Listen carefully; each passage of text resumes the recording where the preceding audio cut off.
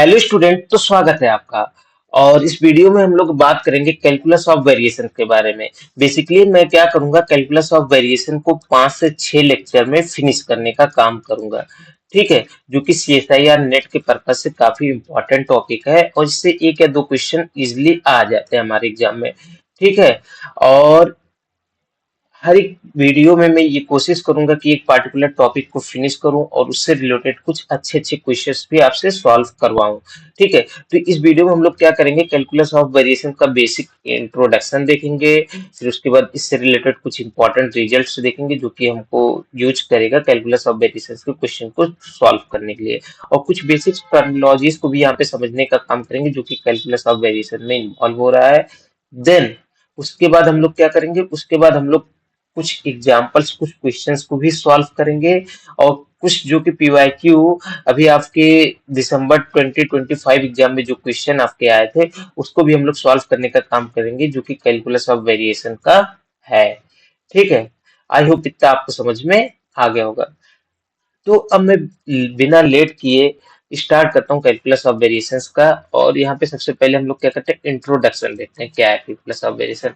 In calculus of variation we do not look for maximum और minimum of a function. तो मतलब क्या होता है, कैलकुलस ऑफ वेरिएशन में हम लोग किसी फंक्शन के मैक्सिमम या मिनिमम के बारे में बात नहीं करते हैं। हम लोग क्या करते हैं, but we look for a curve y of x for which a given functional is extremum. तो हम लोग क्या करते हैं, हम लोग एक कर्व को देखने का काम करते हैं जो कि क्या करे, गिवन फंक्शनल। ये देखो फंक्शनल क्या है आपके पास, जो आई ऑफ वाई लिखा है इसी को हम लोग क्या बोलते हैं, फंक्शनल।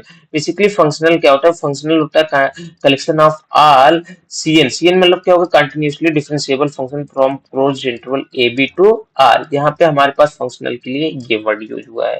ठीक है, तो ये आई क्या है, आई इन फंक्शंस का क्या हो गया, कलेक्शन हो गया, जो कि n time continuously differentiable function है। ठीक है, तो इसी को हम लोग क्या बोल देते हैं, फंक्शनल बोलते हैं। तो हम लोग क्या करते हैं, एक कर्व ढूंढने का काम करते हैं y ऑफ x, जो कि इस फंक्शनल के लिए क्या करे, एक्सट्रीमम और एक्सट्रीमम देने का काम करता है। ठीक है, तो उसी कर्व को हम लोग क्या बोल देते हैं कि वही कर्व हमारे पास क्या होता है, एक्सट्रीमल कर्व होता है। ठीक है, तो देखो क्या होगा, then the curve y of x which makes i of y maximum और मिनिमम ओवर और stationary is called extremal curve. तो उसको हम लोग क्या बोल देते हैं, एक्सट्रीमल कर्व बोलते हैं। This is the important point, उसको हम लोग क्या बोल देते हैं, एक्सट्रीमल कर्व। आई होप इतना आपको समझ में आ गया होगा और इसमें बहुत ज्यादा कुछ हमको समझने की जरूरत नहीं थी। ये बेसिक डिफिनेशन थी हमारे पास। किसकी बेसिक डिफिनेशन थी, अब बेसिक डिफिनेशन हो गई हमारे पास। अब सेकंड हमको क्या पढ़ना है, लीनियर नॉन लीनियर फंक्शनल। तो देखो अब हम लोग क्या करते हैं, फंक्शनल को लीनियर नॉन लीनियर में कैसे डिवाइड करेंगे। तो देखो इसके लिए सिंपली कुछ नहीं है कि जो हमारे पास ये आई है, अगर इसके अंदर हम लोग क्या करें, आई के अंदर लिख देते हैं C1 y1 plus C2 y2। अभी क्या हो जाएगा, ये बेसिकली फंक्शनल है तो ये लीनियर का कंडीशन सेटिस्फाई कर दे। क्या हो जाए, C1 i of y1 plus C2 i of y2। ठीक है, तो इसको हम लोग क्या बोल देंगे, लीनियर फंक्शनल बोल देंगे। ठीक है, आई होप आपको समझ में आ रहा होगा। और अगर ऐसा सेटिस्फाई नहीं कर रहा है तो हम लोग उसको क्या बोल देंगे, नॉन लीनियर फंक्शनल बोल देंगे। ठीक है, तो ये हमारे पास नॉन लीनियर है, ये हमारे पास क्या है, लीनियर है। अब देखो क्या है, अब functional I of y is called linear if for any admissible functions अब y1 y2 and constant c1 c2 is satisfy the property, जो कि अभी हमने आपको बताया। अब देखो इसके लिए एग्जांपल्स क्या क्या है, देखो क्या है, i ऑफ y। देखो यहाँ पे हम लोग सिंपली अगर ऐसा करें, i of C1 y1 plus C2 y2, ऐसा करें तो ये क्या हो जाएगा हमारे पास, देखो इसका मतलब हो जाएगा integration a to b। First के लिए मैं बता रहा हूँ, क्या हो जाएगा, C1 y1 of x plus C2 y2 of x। I hope इतना आपको समझ में आ रहा होगा। यहाँ पे मैं dx भी लगा देता हूँ। ठीक है, जो कि किसके इक्वल हो जाएगा, देखो इंटीग्रेशन को हम लोग सेपरेट कर लेंगे तो C1 बाहर आ जाएगा, a to b y1 dx plus C2 a to b y2 dx। ये तो हम लोग जानते ही हैं, y ऑफ x भी लिख सकते हैं dx। ठीक है, अभी किसके इक्वल हो जाएगा, C1 i of y1 plus C2 i of y2। ठीक है, आई होप इतना आपको समझ में आ रहा होगा। तो हमारे पास क्या हो गया, लीनियर फंक्शनल की डिफिनेशन हो गई। आई होप आपको समझ में आया और ये एग्जांपल भी है। ठीक इसी तरीके से हम लोग इस सेकंड एग्जांपल को भी प्रूव कर लेंगे। बिकॉज देखो यहाँ से क्वेश्चन आता नहीं है आपके एग्जाम में, लेकिन हमको पता रहना चाहिए लीनियर नॉन लीनियर फंक्शनल होते क्या है। इसलिए मैं बहुत डीप इसको नहीं ले जा रहा हूँ, बस नॉर्मली एक एग्जांपल दे करके आपको समझा दिया। अब यहाँ पे अगर आप देखोगे नॉन लीनियर के केस में, तो आप देखो नॉन लीनियर मतलब सिंपली आप समझो, देखो यहाँ पे पावर टू भी आ गया अंदर, तो देखो जब पावर टू आ जाए या फिर ऐसा कुछ हो जाए तो ये नॉन लीनियर हो जाता है हमारे पास। अब यहाँ पे आप चाहो तो C1 प्लस C2 करके आप C1Y1 प्लस C2Y2, ये अगर से आप अंदर पुट करके भी वैल्यू देखोगे तो ये कभी भी इक्वल नहीं हो पाएगा। इसके अगर अंदर आप पुट कर लोगे इंटीग्रेशन के अंदर और इसको आप सेटिस्फाई करोगे तो इक्वल नहीं होगा। क्या C1I of Y1 plus C2I of Y2, ठीक है। तो ये हमारे पास क्या हो गया, नॉन लीनियर फंक्शनल हो गया। आई होप आपको ये समझ में आ रहा होगा अभी, ठीक। ठीक है। Linear functional satisfies superposition principle whereas non linear functional do not, ठीक है। तो लीनियर फंक्शनल क्या होता है, जो सुपरपोजिशन प्रिंसिपल होता है उसको सेटिस्फाई करता है। सुपरपोजिशन प्रिंसिपल क्या होता है, मतलब सम ऑफ कांस्टेंट क्या होना चाहिए, वन हो जाना चाहिए, ठीक है। तो आई होप आपको लीनियर नॉन लीनियर समझ में आ गया होगा। अब मैं थोड़ा सा आगे बढ़ता हूँ। देखिए हमारे पास एक नोट है और ये इम्पोर्टेंट नोट है।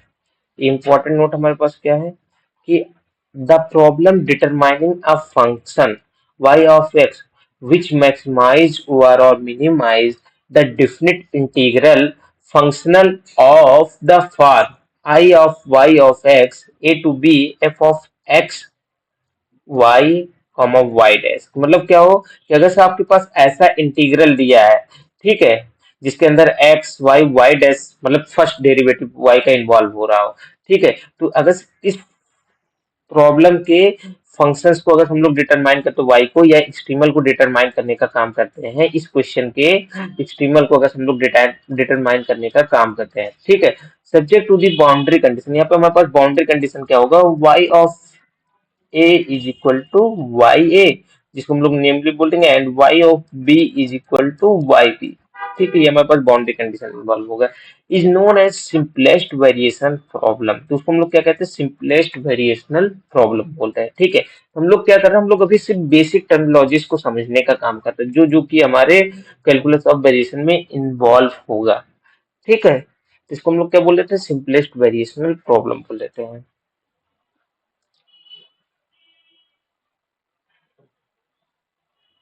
देखो अब हमारे पास जो थर्ड है कि हमारे पास जो बेसिक प्रॉब्लम है वो कैसा दिखेगा। तो सबसे पहले क्या होगा, find the function y of x such that, यहाँ पे देखो लिमिट ऑफ इंटीग्रेशन दी रहेगी x1 x2, तो वही मैंने पहले क्या लिखा था, ए टू बी, तो यहाँ पे ए और बी कोई कांस्टेंट नंबर था, ठीक उसी तरीके से x1 x2 क्या है, कोई फिक्स पॉइंट है तो कांस्टेंट नंबर है। f of x comma y, जो कि मैंने बताया सिंपलेस्ट वेरिएशनल प्रॉब्लम था। dx is extremum subject to fixed end point, is extremum subject to fixed end point। और यहाँ पे हमारे पास बाउंड्री कंडीशन दी रहेगी y of x1 is equal to y1 and y of x2 is equal to y2, जैसा कि मैंने अभी y of a is equal to ya plus y of b is equal to y2 बोला था। तो अब देखो यहाँ पे हमारे पास क्या क्या है, ये तो आप लोग बचपन से पढ़ते आ रहे हो कि ये क्या हो जाएगा हमारे पास, ये जो f of x y dash है जो कि इंटीग्रेशन के अंदर है, इसको हम लोग इंटीग्रैंड बोलते हैं, ठीक है। और i ऑफ y को क्या बोलते हैं, फंक्शनल, ए भी हमको पता है। एंड y ऑफ x इसका क्या हो जाएगा, एक्सट्रीमल हो जाएगा, जो कि इन चीजों को सेटिस्फाई करने का काम करेगा। देखो नेक्स्ट हमारे पास सबसे इंपॉर्टेंट, जो कि हमको फंक्शनल में पता ही रहना चाहिए, बिना इसके हम लोग कैलकुलस ऑफ वेरिएशन के क्वेश्चन को सॉल्व नहीं कर पाएंगे। तो वो क्या है हमारे पास, derivation of Euler Lagrange equation, ठीक है। तो देखो डेरिवेशन को मैंने पार्टिकुलर रूप से ऐसे ही लिख दिया है, बट आपका ना तो डेरिवेशन एग्जाम में आएगा ना शायद इससे रिलेटेड कोई क्वेश्चन। तो मैं क्या कर रहा हूं, मैं सिर्फ आपको डेरिवेशन तो यहाँ पे दे दिया है कि डेरिवेशन हमारे पास इस तरीके से निकल के आ रहा है। बट अगर आपको एक डेरिवेशन का वीडियो चाहिए, देखो अगर मैं इसमें डेरिवेशन को अच्छे से एक्सप्लेन करूंगा या बताऊंगा तो वीडियो काफी लेंदी हो जाएगा, ठीक है।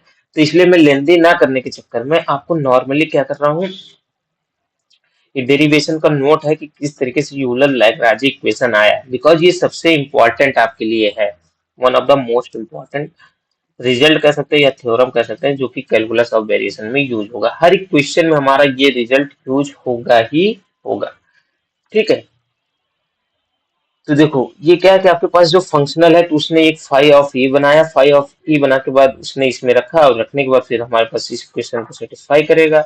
देन उसके बाद हमारे पास एक कुछ टर्म बनेंगे जो कि पार्शियल डेरिवेटिव्स के टर्म में बनेंगे, जिनको हम फिर से सॉल्व करेंगे, और सॉल्व करने के बाद हमारे पास एक लास्ट में रिजल्ट आएगा। वो क्या है कि f y minus D by D x f y dash is equal to zero, जहां पे एफ वाई का मतलब क्या होता है, partial derivative with respect to y. तो क्या हो गया, del F by del y, and del f y dash का मतलब क्या हो जाएगा, del F by del Y dash partial derivative with respect to y. उसके बाद इसका क्या है, डिफरेंशिएशन इक्वल टू जीरो। इसी को हम लोग क्या बोलते हैं, Euler Lagrange equation, which is very important for calculus of variation, COV.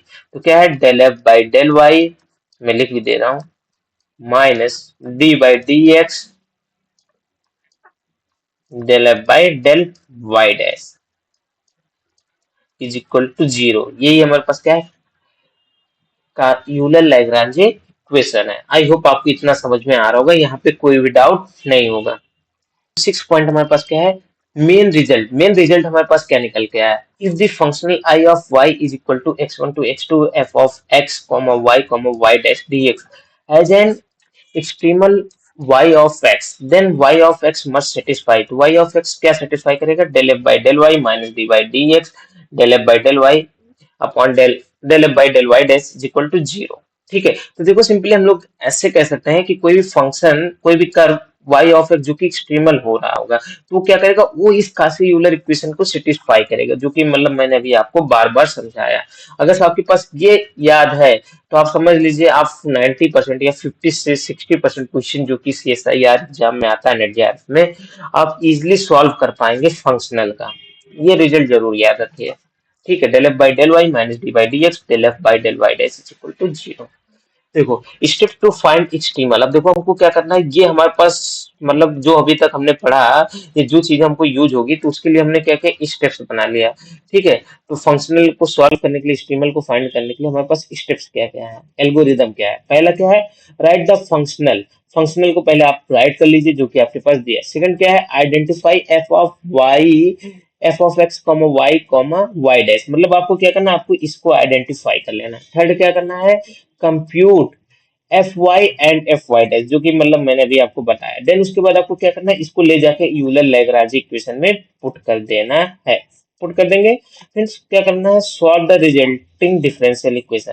तो देखो नॉर्मली हमारे पास जो ये इक्वेशन बनता है ना, ये सेकंड ऑर्डर ओडीई बनता है, सेकंड ऑर्डर ओडीई बनता है। जनरली हमारे पास ऐसा बनता है, इसकी कोई गारंटी नहीं है, बट ज्यादातर क्वेश्चन जो कि हम लोग यहाँ पे सॉल्व करते हैं, ये हमारे पास क्या होता है, सेकंड ऑर्डर ओडी ही बनने का काम करता है। और ये अगर मैं कहूँ, आप अगर ये रूल्स सीख रहते हैं, तो जो CSIR का क्वेश्चन आता है वो लगभग मान के चलिए आपके पास फ्री का क्वेश्चन है।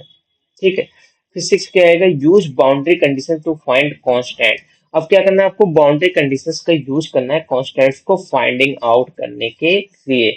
बाउंड्री कंडीशन वो आपको दिया रहेगा, जैसे कि y of x1 is equal to y1 and y of x2 is equal to y2, ऐसे बाउंड्री कंडीशन आपको दिया रहेगा। और इसका यूज करके हम लोग क्या करेंगे, हम लोग रिजल्ट को फाइंड आउट करने का काम करेंगे, एक्सट्रीमल को फाइंड इन करने का काम करेंगे। आई थिंक आपको समझ में आ रहा होगा। अब 6 के बाद नंबर स्टेप नंबर 7, ये क्या है, depending on the boundary condition of solution of equation 1। Equation 1 मतलब जो हमने अभी काशी यूलर इक्वेशन देखा था, can be unique infinite OR और नो सॉल्यूशन। मतलब क्या, इक्वेशन 1 के पास बाउंड्री कंडीशन के बेसिस पे ही, जो कि हमारे पास ओडी में होता था, ओडी में क्या होता था कि हमको बाउंड्री कंडीशन दिया रहता था। अब बाउंड्री कंडीशन दिया है, तो उसकी बेसिस पे हम लोग क्या करते थे, ओडी को सॉल्व करते थे।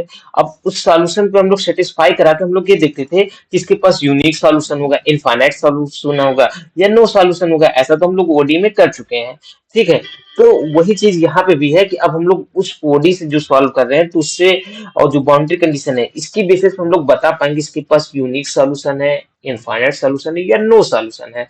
Hence, extremal of function can be unique, infinite और no solution। तो जो फंक्शनल है उसका एक्सट्रीमल जो बनेगा, यूनिक भी हो सकता है, इनफाइनाइट भी हो सकता है, और नो सॉल्यूशन भी हो सकता है, डिपेंडिंग ऑन दी ओडी, जो कि हम लोग ओडी बनाते हैं। आई होप इतना आपको समझ में आ रहा होगा। ठीक है। तो अब देखो नेक्स्ट हम लोग क्या करते हैं, कुछ एग्जांपल्स डिस्कस करते हैं। तो फर्स्ट एग्जांपल हमारे पास क्या है, तो वही discuss equal to 0 to 1 y dash का स्क्वायर प्लस 2xy dx, और बाउंड्री कंडीशन हमारे पास क्या है, y 0 equal to 0 and y of 1 equal to 1। तो हमको क्या करना है, इस क्वेश्चन का एक्सट्रीमल फाइंडिंग आउट करने का काम करना है, जो कि लिखा नहीं है लेकिन क्वेश्चन को आप वर्डिंग में समझिए, find the extremal of the given integral question. ठीक है, तो सबसे पहले हम लोग क्या करते हैं, यहाँ पे अब हम लोग लिखते हैं f of x comma y dash. देखो हमारे पास पहला टारगेट यही है, इसको निकालना होगा, तो चलो डिटरमाइन करते हैं। तो क्या हो जाएगा, वाई डैश का स्क्वायर प्लस 2xy। अब हमारे पास सेकंड काम क्या होना चाहिए, इसको हमको काशी यूलर इक्वेशन में पुट करना है, जो कि बहुत ही इंपॉर्टेंट है। तो वो क्या था Cauchy Euler equation, del F by del y minus D by D x del F by del Y dash is equal to 0। अब ये हमारे पास क्या इंप्लाई करेगा, ये हमारे पास इंप्लाई करेगा, पहले del F by del y निकालेंगे। तो del F by del y जब निकालेंगे तो यहाँ पे क्या होगा, partial derivation with respect to y होगा। तो क्या आ जाएगा हमारे पास, 2x आ जाएगा। और ये क्या आ जाएगा हमारे पास, देखो ये हमारे पास हो गया 0, और यहाँ पे partial derivation with respect to y करेंगे। देखो मैं यहाँ पे आपको क्या कर रहा हूँ, एक एक स्टेप की del F by del y इसको अलग निकालो, del F by del Y dash इसको अलग निकालो, फिर ले जाके क्वेश्चन में पुट करो। तो इससे हमारा क्वेश्चन में क्या होगा, थोड़ा टाइम टेकन हो जाएगा। तो हमको एग्जाम में ऐसा नहीं करना, हमारा कैलकुलेशन स्ट्रॉन्ग इतना स्ट्रांग होना चाहिए, अगर हम लोग नेट जेआरएफ की एग्जाम दे रहे हैं, कि हम लोग इसको डायरेक्ट ला करके इस इक्वेशन में पुट कर ले। ठीक है, तो देखो हम लोग इसको सोच रहे हैं कैसे, कि del F by del Y dash निकालना है। तो देखो ये तो वाई डैश पे इंडिपेंडेंट है, तो ये 0 हो गया। अब यहाँ पे क्या होगा, 2x कांस्टेंट है, तो ये हमारे पास बाहर आ जाएगा, और बचेगा क्या, यहाँ पे हमारे पास आ जाएगा y का derivation partially with respect to y, क्या आ जाएगा 1। तो इसी तरीके से सिंपली यहाँ पे भी हमारे पास होगा minus D by D x. अब देखो पार्शियली y डैश के रिस्पेक्ट में करेंगे तो ये वाला टर्म हमारा 0 चला गया। अब ये टर्म हमारा 0 चला गया, तो बचा क्या हमारे पास, इसका derivation partially with respect to y क्या आ जाएगा, 2y dash is equal to 0। Implies that हमारे पास क्या आ जाएगा, 2x minus D by D x करेंगे तो क्या हो जाएगा, 2y double dash is equal to 0, जो कि क्या इंप्लाई करेगा, सिंपली हमारे पास क्या आ जाएगा, y double dash minus x is equal to 0। अब देखो ये सिंपली क्या है, सेकेंड ऑर्डर ओडी है, हम लोग इसको आसानी से सॉल्व कर सकते हैं। अगर मैं इसका इंटीग्रेशन करूँ तो क्या आएगा हमारे पास, देखो इसका इंटीग्रेशन अगर करेंगे तो क्या आ जाएगा, y dash minus x square by 2 plus C1 is equal to 0। ये हमारे पास सिंपली आ गया। फिर से इसका इंटीग्रेशन अगर हम लोग कर ले तो क्या आ जाएगा हमारे पास, देखो y minus x cube by 6 हो जाएगा, बिकॉज देखो सिंपली हम लोग इंटीग्रेट कर रहे हैं, plus C1 x plus C2 हमारे पास ये बन जाएगा इज इक्वल टू 0। सिंपली देखो जब आपको इंटीग्रेट करना है तो सिंपली आप लोग जैसा ओडी में करते हैं वही इसको इंटीग्रेट कर रहे हैं, बस ऐसे ही कर रहे हैं, और कुछ नहीं। यहाँ पे भी इंटीग्रेट किया तो ऐसे ही कर लिया, dx dx आप लगा देंगे।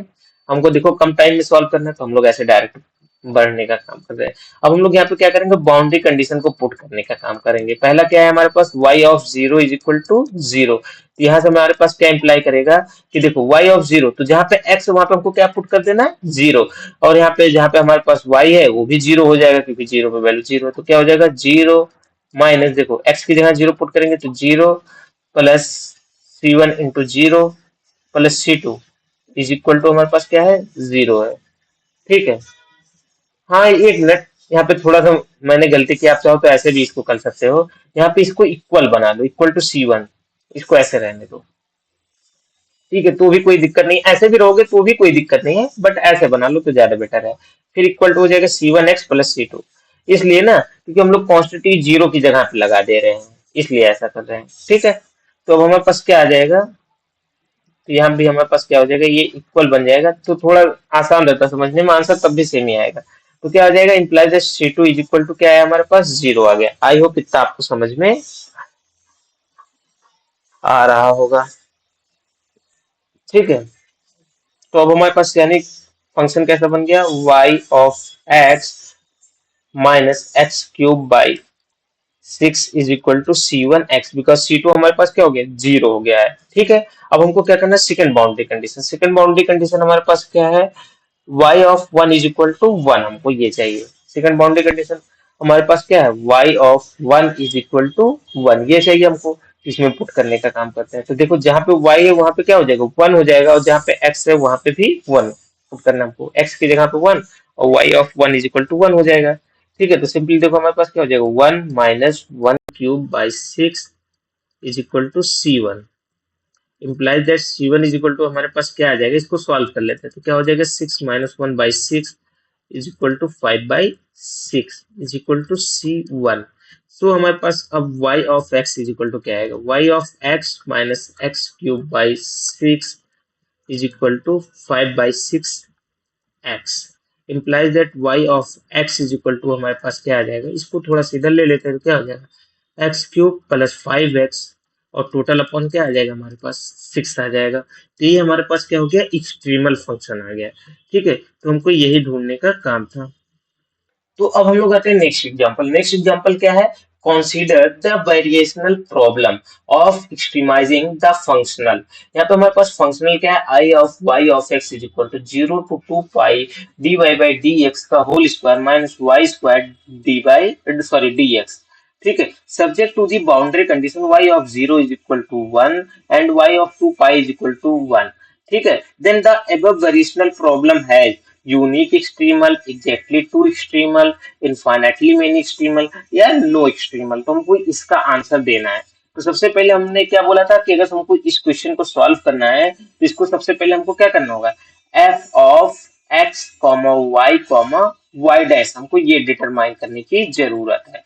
ठीक है, तो अगर हम इसको कंपेयर करें इससे तो हमारे पास क्या आएगा, f of x comma y. देखो हम लोग सिंपली क्या करेंगे, जहाँ पे d y by D x इसको वाई डैश से रिप्लेस करेंगे और सिंपली अगर इसको लिखना चाहिए तो हमारे पास क्या आ जाएगा, वाई डैश का स्क्वायर माइनस वाई स्क्वायर। ठीक है, अभी देखो इस क्वेश्चन को हम लोग और भी एक मेथड से सॉल्व कर सकते हैं, वो चीज मैं नेक्स्ट वीडियो में बनाऊंगा जब नेक्स्ट रूल को डिस्कस करूंगा। ठीक है, तो ये हमारे पास क्या होगा, y dash square minus y square. तो हमारे पास क्या हो गया, ये f of x comma y dash हो गया। अब हमको क्या करना है, del F by del y Euler equation में इसको पुट करना है। यूलर इक्वेशन क्या है, del F by del y minus D by D x del F by del Y dash, इसमें ले जाके आके आपको इसको पुट करना है। तो चलो del F by del y निकालेंगे तो क्या होगा, ये टर्म जीरो हो जाएगा और माइनस के साथ ये क्या आ जाएगा, इंप्लाइज -2y। ठीक है, ये हो जाएगा minus D by D x. अब हमारे पास यहाँ पे इसको क्या आएगा, इसका डेरिवेटिव जब करेंगे तो क्या आ जाएगा, 2y dash is equal to 0। अब इसी को थोड़ा सा और सॉल्व कर लेंगे तो क्या आ जाएगा हमारे पास, तो हमारे पास हो जाएगा, देखो यहाँ पे हम लोग क्या कर सकते हैं, पहले इसको थोड़ा सा लिख लेता हूँ, -2y और इसके यहाँ पे क्या हो जाएगा -2 और इसका देखो डेरिवेटिव क्या आ जाएगा, एक्स के रिस्पेक्ट में y double dash is equal to 0। यहाँ पे देखो -2 को हम लोग कॉमन ले सकते हैं तो सिंपली हमारे पास ये क्या हो जाएगा, y double dash plus y is equal to 0। ठीक है, ये हमारे पास बन जाएगा। अगर हम लोग इसको चाहे तो ये हमारे पास कुछ ऐसा बन जाएगा, d square plus 1 of y is equal to 0, because ये सेकंड ऑर्डर क्या बन गया, ओडीई बन गया। ठीक है, तो हम लोग ऐसा लिख सकते हैं। अब इसका सोल्यूशन हमको पता है क्या होता है, इसका सोल्यूशन हमारे पास क्या आता है, y इज इक्वल टू क्या होता है, देखो d m square plus 1 is equal to, जब जीरो करेंगे m square plus 1 is equal to 0 करेंगे तो यानी m इज इक्वल टू क्या आ जाएगा, प्लस माइनस आई आता है। इसका सोल्यूशन हमारे पास क्या होता है, y of x is equal to c1 cos x plus c2 sin x। ठीक है, आई होप इतना आपको समझ में आ रहा होगा, यहाँ तक तो कोई डाउट नहीं होगा। ठीक है,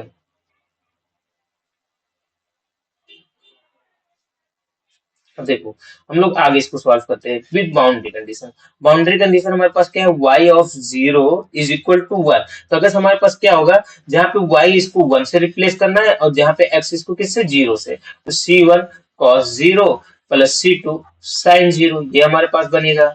अब देखो sin 0 की वैल्यू 0 होती है एंड cos 0 की वैल्यू 1 होती है, तो इंप्लाइज दैट क्या आ जाएगा, इससे हमारे पास इंप्लाई करेगा कि 1 इज इक्वल टू c1। तो ये इंप्लाई किया कि c1 की वैल्यू 1 हो गई। ठीक है, अब क्या करना, y of two pi is equal to again 1। ठीक है, तो चलो हम लोग फिर से यहाँ पे पुट करेंगे, तो जहां पर y है इसको किससे रिप्लेस करना है, 1 से, x को 2 पाई से, तो c1 cos 2 pi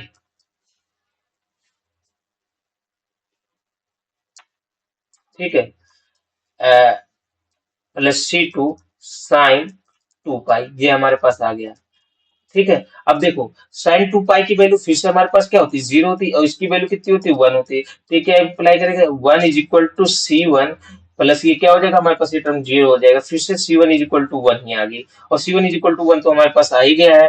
but C to का क्या, सी टू के बारे में हमारे पास कोई फिक्स वैल्यू आई नहीं, इस सी टू पे इंडिपेंडेंट है, मतलब ये बाउंड्री कंडीशन ऑलवेज सेटिस्फाई होगा। ये देखो पहले चीज तो क्या हो गया हमारे पास, जो हमारे पास इक्वेशन फंक्शनल बन रहा है y of x is equal to क्या बन गया, cos x plus c two sine x.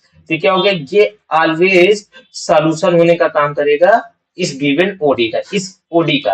और ये क्या है, ये फंक्शनल देने का काम करेगा जो हमारे पास इंटीग्रल इक्वेशन था, सॉरी हाँ इंटीग्रल इक्वेशन भी बोल सकते हैं, या जो हमारे पास इंटीग्रेशन था, इंटीग्रल था।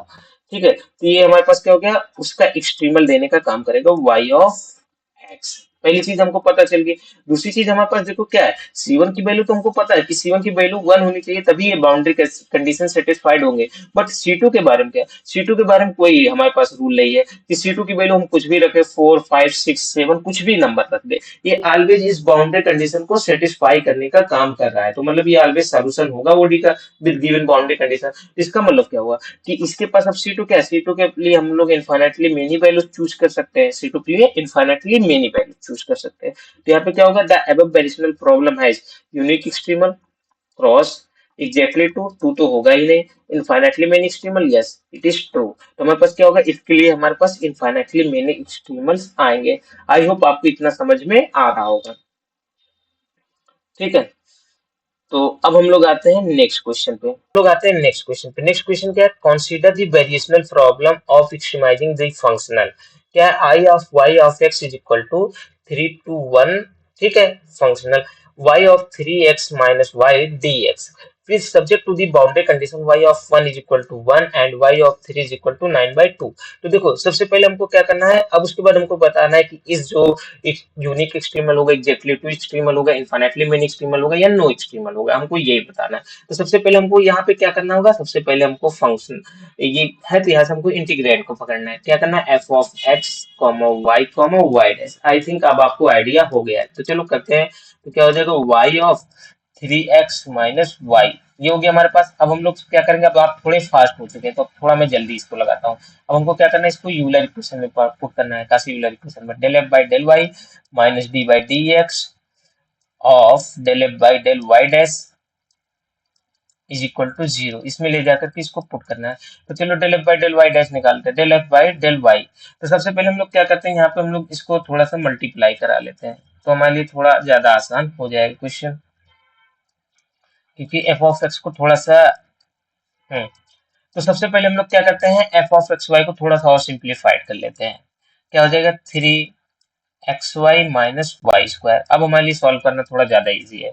ठीक है, तो अब क्या होगा, del F by del y निकालेंगे, तो क्या आ जाएगा, ये इंप्लाई करेगा 3x माइनस, देखो ये यहाँ पे y का पार्शियल डिफरेंशिएशन हो जाएगा 1 माइनस, फिर उसके बाद इसका करेंगे तो क्या हो जाएगा, 2y हो जाएगा, फिर minus D by D x. अब देखो ये इंडिपेंडेंट ऑफ y डैश है, इंडिपेंडेंट ऑफ y डैश है, तो पार्शियल डेरिवेटिव इसका क्या हो जाएगा, y डैश के रिस्पेक्ट में जीरो। तो अब क्या आ गया, zero is equal to zero, तो इम्प्लाइज क्या आ जाएगा, 3x minus 2y is equal to zero, ये हमारे पास आ गया। अब हमारे पास यहाँ से क्या निकल रहा है, यहाँ से हमारे पास निकल रहा है कि 2y is equal to 3x, imply that y is equal to कितना आ गया, 3/2x। अब हमको क्या करना है, अब हमको बाउंड्री कंडीशंस अप्लाई करना है। बाउंड्री कंडीशन हमारे पास क्या है, y of 1 is equal to 1। तो चलो हम लोग पुट करते हैं, y of 1 is equal to 1। इसका मतलब क्या हुआ, सिंपली जहां पे x है वहां पे 1 पुट कर देना, जहां पे y है वहां पे 1।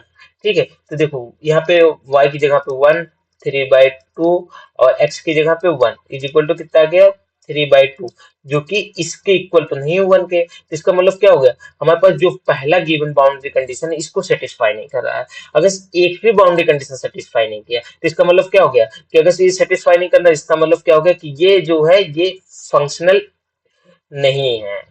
ठीक है, ये फंक्शनल, ये एक्सट्रीमल नहीं है हमारे पास। ठीक है, सिंपली हमारे पास क्या हो गया कि ये जो कर्व है ये एक्सट्रीमल नहीं होगा।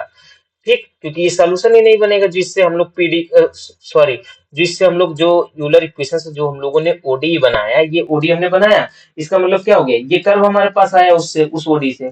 अब वो क्या कर रहा है, इस बाउंड्री कंडीशन को सेटिस्फाई नहीं कर रहा। अगर सेटिस्फाई नहीं किया तो इसका मतलब क्या हो गया कि ये जो सॉल्यूशन है, ये सॉल्यूशन इस बाउंड्री कंडीशन के रिस्पेक्ट में सेटिस्फाइड नहीं है। तो इसका मतलब क्या हो गया कि ये सॉल्यूशन ही नहीं है इस गिवन डिफरेंशियल इक्वेशन का। और अगर सॉल्यूशन नहीं हो गया तो एक्सट्रीमल जो होता है, तो बेसिकली इस क्या करेगा, जो भी एक्सट्रीमल होगा इस फंक्शनल को क्या करेगा, वो इस डिफरेंशियल इक्वेशन को सेटिस्फाई करने का काम करता है।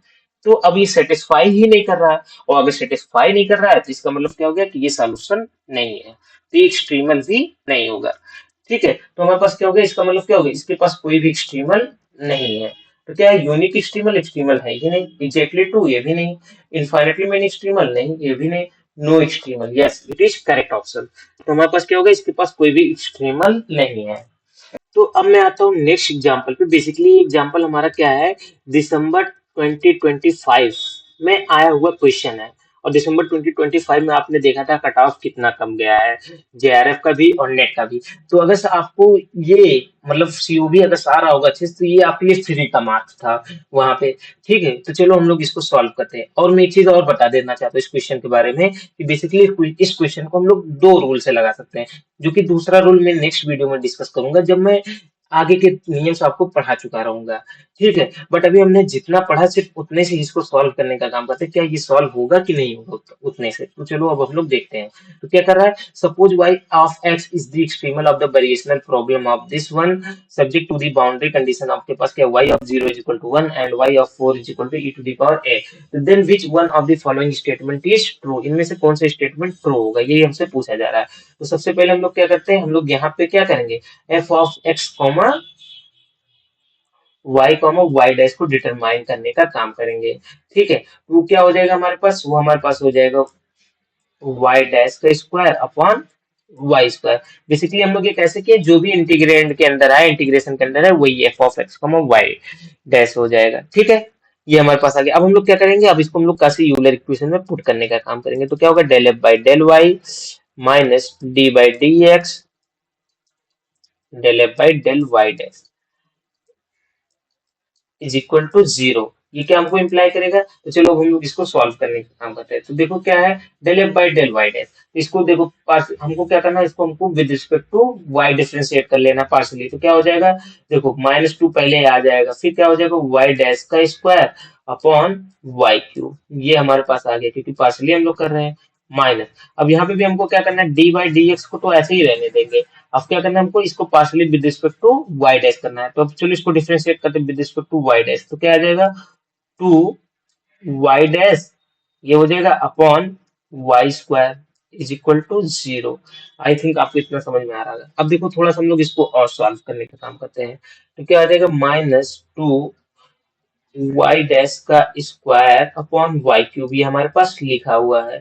ठीक है, माइनस, अब देखो इसको हमको डिफरेंशिएट करना है। तो देखो ये ऊपर वाला भी फंक्शन x का है, ठीक है, नीचे वाला भी x का फंक्शन है, दोनों ही x के फंक्शन है। तो यहाँ पे क्या हो जाएगा, नोमिनेटर एंड डिनोमिनेटर वाला रूल लग जाएगा। तो मतलब क्या हो जाएगा, हर गुणे वाई स्क्वायर इंटू अंश का अवकलन। तो क्या हो जाएगा, 2y, अगर इसका y डैश का डिफरेंशिएशन करेंगे तो क्या हो जाएगा, y डबल डैश माइनस, फिर इसके बाद हम ब्रैकेट बना देते हैं माइनस, फिर क्या हो जाएगा, न्यूमरेटर अंश गुणे हर का अवकलन। तो इसका अवकलन जब हम लोग करेंगे क्या होगा, इसका डिफरेंशिएशन करेंगे तो क्या हो जाएगा, 2y वाई डैश, ये हमारे पास बन जाएगा।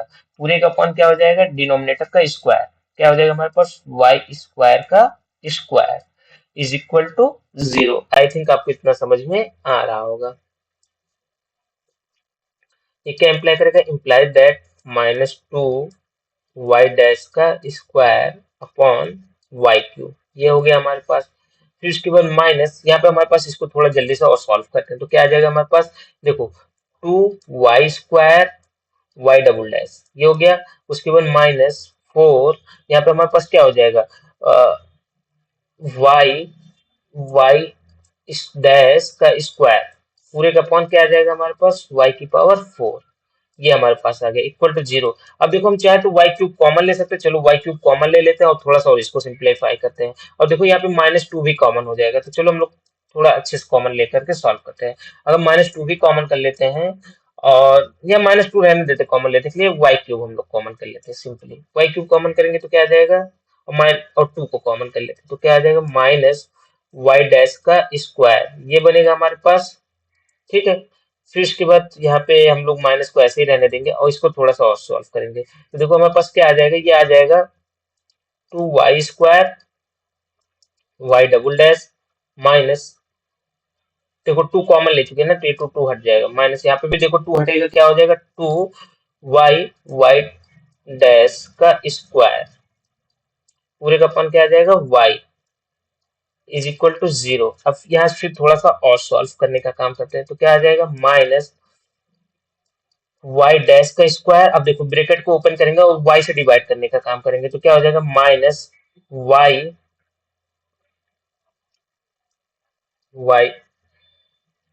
डबल डैश, फिर इसके बाद माइनस माइनस प्लस 2, देखो y से y कैंसिल, क्या हो गया y डैश का स्क्वायर इज इक्वल टू 0। अब हम लोग क्या करते हैं, देखो मैंने इसलिए माइनस को कॉमन नहीं किया था ताकि आपको कैलकुलेशन थोड़ा इजीली समझ में आए।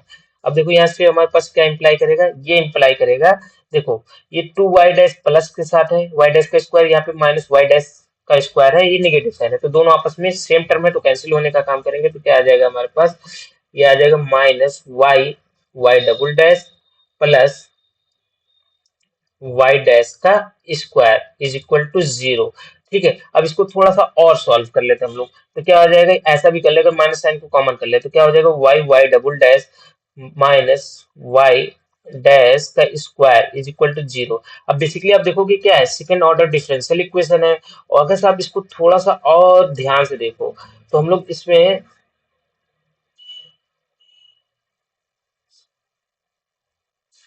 तो हम लोग इसको क्या कर सकते हैं, एक शॉर्ट फॉर्म में बना सकते हैं। वो कैसे, वो देखो ऐसे, बेसिकली हम लोग क्या कर सकते हैं, यहाँ पे देखो अगर वाई डबल डैश है माइनस वाई डैश का स्क्वायर है तो हम लोग और क्या कर ले, हम लोग डिनोमिनेटर में वाई स्क्वायर से डिवाइड भी कर सकते हैं, कोई दिक्कत नहीं है, इज इक्वल टू 0। अब आप देखोगे तो बेसिकली ये कैसा हो रहा है, ये क्वेश्चन आप देखेंगे तो कुछ ऐसा बन रहा है, d by D x of y dash upon y type का बन रहा है कि नहीं, देखो नूमरे डिनोमिनेटर इंटू नूमरेटर का डिफरेंशिएशन माइनस नूमरेटर इंटू डिनोमिनेटर का डिफरेंशिएशन बटे डिनोमिनेटर का स्क्वायर, ऐसा कुछ बन रहा है। ठीक है, अब अगर हम लोग इसको इंटीग्रेट करेंगे तो क्या आ जाएगा, y dash upon y is equal to c, ये बन गया हमारे पास कांस्टेंट बन गया। अब फिर से अगर हम लोग इसको देखो, ये क्या लीनियर डिफरेंशियल इक्वेशन है फर्स्ट ऑर्डर का, तो हम लोग इसको नॉर्मली क्या करते हैं, इंटीग्रेट कर लेंगे वेरिएबल से वेरिएबल के भी फॉर्म में, तो क्या हो जाएगा, देखो यहाँ पे देखो क्या होगा, अगर दोनों का हम इंटीग्रेशन बनाते हैं तो यहाँ पे हमारे पास एक कांस्टेंट हम लोगों को ए भी ऐड करना होगा।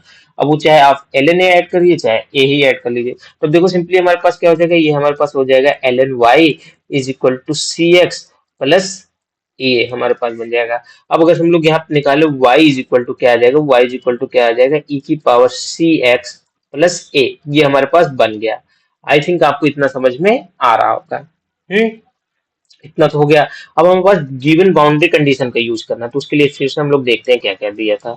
तो y0 equal to 1 and y4 is equal to e to the power 8, तो क्या क्या हमको दिया, y0 is equal to 1 and y4 is equal to e to the power 8, ये हमको दिया हुआ है। तो चलो इसको ले जाकर हम लोग इसमें पुट करने का काम करते हैं। तो क्या हमको इंप्लाई करेगा, y of 0 is equal to 1, इसका सिंपली मतलब क्या हो गया, जहां पे y है उसको 1 से रिप्लेस करो, जहां पे x है उसको 0 को e की power c into 0 plus a is equal to क्या हो जाएगा, e की पावर a।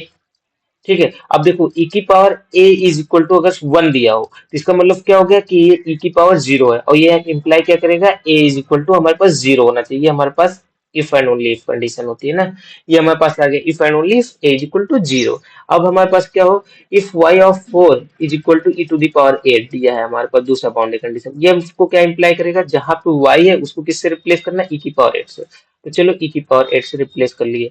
अब उसके बाद जहां पे x है इसको 4 से रिप्लेस करना है, तो क्या हो जाएगा, देखो a तो 0 हो गया, तो यानी हमारे पास बचा क्या है, e की पावर c x, x की जगह पे हम लोग कितना पुट करेंगे, 4 पुट करेंगे। देखो इसी में मैं पुट करने का काम कर रहा हूँ, इसी इक्वेशन में, इसी सॉल्यूशन में। तो हमारे पास इंप्लाई क्या करेगा, देखो अब e की पावर 4 इज इक्वल टू क्या हो रहा है हमारे पास, e की पावर c इंटू सॉरी ई की पावर 8 इज इक्वल टू ई की पावर सी इंटू 4 बन रहा है। अब दोनों अगर सेम है तो इसका मतलब क्या होगा, इक्वल है, तो इसका मतलब हमारे पास इफ एंड ओनली इफ तभी ये होगा जब c into 4 is equal to 8 के हो जाए, implies that c is equal to कितना हो जाए, 2 हो जाए। ठीक है, तो हमारे पास देखो ए इज इक्वल टू 0 आ गया, सी इज इक्वल टू 2 आ गया।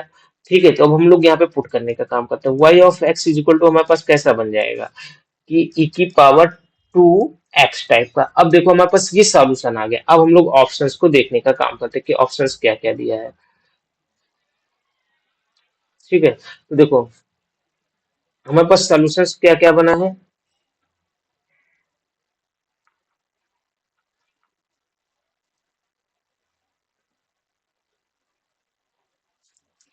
देखो हमारे पास सॉल्यूशंस क्या क्या बना है।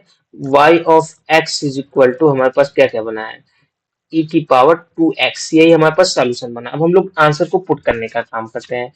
y ऑफ ln2, देखो जगह थोड़ा कम है इसलिए आप इसको ध्यान से समझने का काम करो। पहला ऑप्शन हम लोग वेरीफाई करते हैं, y ऑफ ln2।